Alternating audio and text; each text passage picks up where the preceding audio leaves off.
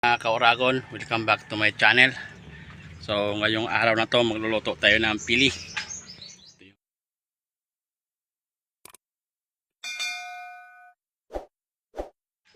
Ito yung pilinat, ito yung tubig na pinapakuluan.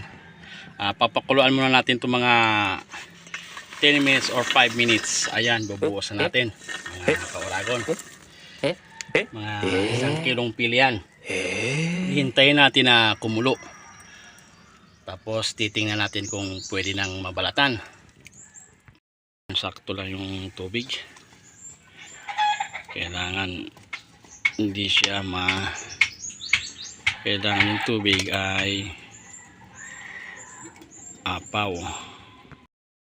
Ayan, malapit na 5 minutes. Titingnan natin kung pwede na maalis yung balat. Hindi pa yung iba, tigas pa. So ayan, mikos natin ulit. Naga 10 minutes na. Kuha tayo ng isa para tingnan natin kung pwede na. Pwede na. Yan natin mga idol. Para lumamig agad yan, buhusan natin ang tubig para lumamig agad yung pili natin. Tapos itingnan natin, pwede na, diba? Ayan, kumuha na tayo ng lagayan ng ating pagbabalatan.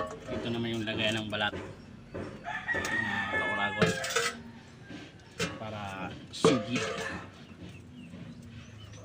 Yan.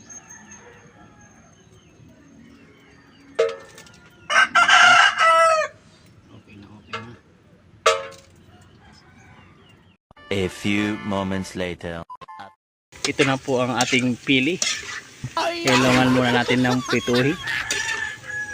Pag naging golden brown na siya, saka natin lalagyan ng asukal. Yan, malapit na maging golden brown. Kukunin natin yung asukal. Ito na po yung asukal. Lalagyan na natin. I don't want peace. I want problems always. Tantsahan lang ho to, tantsahan. Tantsahan. Ito po ang lutong kwan. Dagdagan mo pa. Pacham. Gago! Pacham mga kawago. Kamay-may na. Dadagdagan pa natin ang kwan. Asukal. 1/4 baga. Asukal. Yan. Kunting mikos. Okay na yan? Maya pa to. Pag naglapot na, okay na. Okay na. Few inches later. Yan. Malapit na. Oh no! Maluto. Pili-pili na. Buo yung asukal, Hindi perfect. Ito ang ating pili na. Yan. Solid. Yummy. Ayan po ang ating luto.